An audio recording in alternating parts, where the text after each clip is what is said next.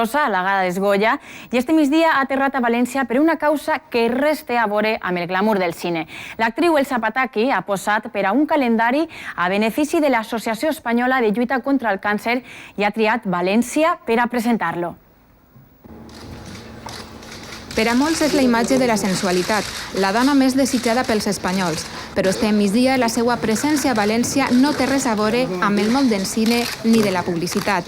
Elsa Pataky ha posat altruistament per a un calendari en benefici de l'Associació Espanyola de Lluita contra el Càncer i l'ha presentat així perquè la proposta li la va fer la delegació valenciana de l'associació.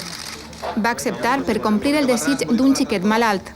Le llamé por teléfono y estuve hablando con él, le dije que le prometí que fuese fuerte y la madre me comentó que estaba ya en terminal, digamos, y bueno, estuve hablando con él por teléfono y le dije, por favor, espera que llegue y pueda verte y hablar contigo y casi cuando era ya su cumpleaños, ¿no?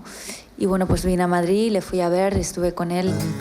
La imatge de l'actriu no s'havia comercialitzat mai amb una finalitat més solidària i serà a la venda en 2 setmanes per 12 euros.